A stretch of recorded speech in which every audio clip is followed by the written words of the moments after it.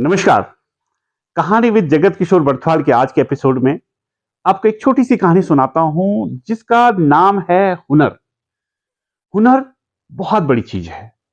अगर आपके पास हुनर है तो यकीन मानिए आप कभी भी आप मात नहीं खा सकते हैं। कोई भी आपको चोट नहीं पहुंचा सकता है। एक बार की बात है, एक चिड़िया रहती है। वो एक पेड़ में उसका घोंसला था और वो घोंसले की बड़ी देखरेख करती थी क्योंकि वहां उसके बच्चे रहते थे।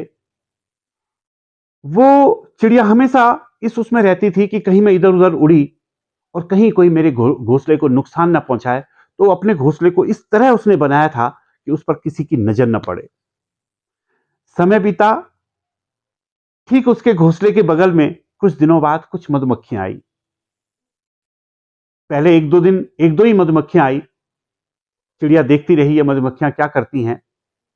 कुछ समय बाद मधुमक्खियों की संख्या बढ़ी और मधुमक्खियां बढ़ती चली गई। पूरा कुनबा उनका वहां पर आने लगा।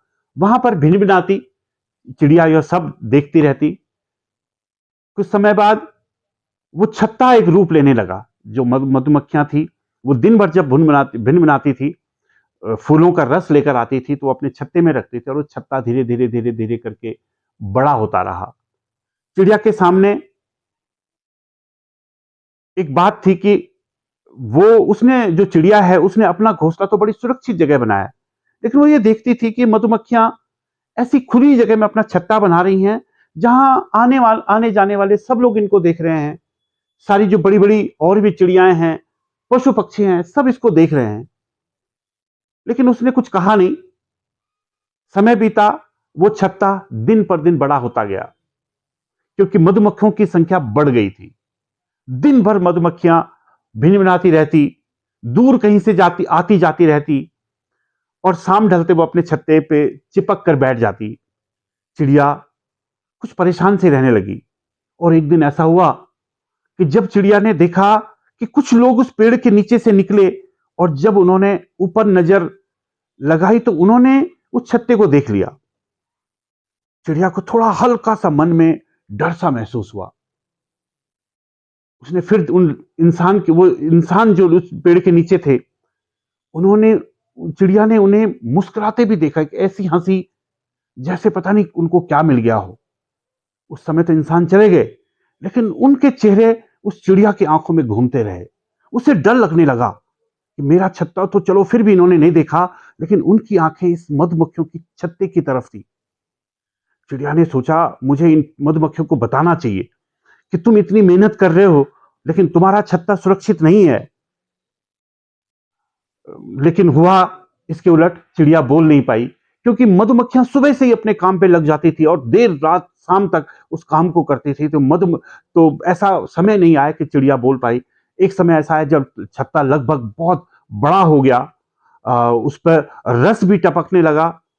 चिड़िया बोल तो नहीं पाई, लेकिन हाँ, सोचते सोचते उसने ये देखा कि कुछ लोग पूरी तैयारी के साथ उस मधुमक्खी के छत्ते के नीचे आए थे। अब चिड़िया बहुत डर गई।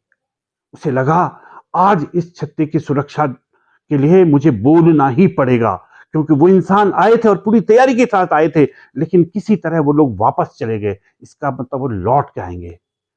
चिड़िया ने उस छत्ते के जो सबसे बुजुर्ग थे उनको आवाज दी। वो मधुमक्खी रुकी। उसने कहा, हाँ चिड़िया माई, क्या बात है? चिड़िया बहुत परेशान से थी। चिड़िया ने कहा, मैं आपसे कुछ कहना चाहती थी लेकिन बोल नहीं पाई क्योंकि आप लोग दिन भर अपना काम पे लगे रहते हैं। लेकिन मुझे एक डर है कि तुम्हारा छत्ता सुरक्षित नहीं है। मैंने अपना घोंसला बहुत सुरक्षित जगह बनाया है जहां किसी की नजर नहीं पड़ती। क्या तुम्हें इस तरह अपना छत्ता खुले में बनाना चाहिए था?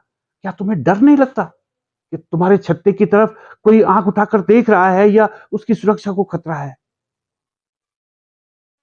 तो मधुमक्खी मुस्कुराई। उसने कहा, चिड़िया माई, आपका बहुत बहुत धन्यवाद है। आपने हमारी इतनी चिंता करी। हमें भी पता है कि हमने भरपूर छत्ता बना दिया है, इस पर भरपूर शहद भी है और कोई इंसान आएगा, इस पर आग लगाएगा, हम सबको भी जलाने की कोशिश करेगा। हमारे छत्ते से उससे रस निकालना है।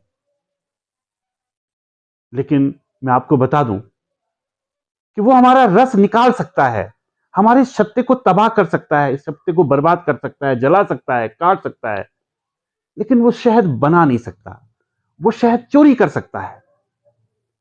शहद बनाने का हुनर केवल और केवल हमारे पास है, और जब तक ये हुनर हमारे पास है, हमारा शहद हमारे पास है। इसलिए ये छत्ता भले ही इंसान तोड़ कर ले जाए, जला कर ले जाए, लेकिन हम कहीं और जाकर फिर दूसरा छत्ता बना लेंगे। इसलिए आपकी चिंता को मैं प्रणाम करती हूं, लेकिन मेरा हुनर, मैं अपने हुनर का जहां भी रहूंगी उसका इस्तेमाल, भरपूर इस्तेमाल करूंगी। यह कहानी आपको कैसी लगी? कृपया लाइक, कमेंट और शेयर जरूर कीजिएगा, और साथ ही साथ मेरे इस चैनल को सब्सक्राइब जरूर कीजिएगा। धन्यवाद।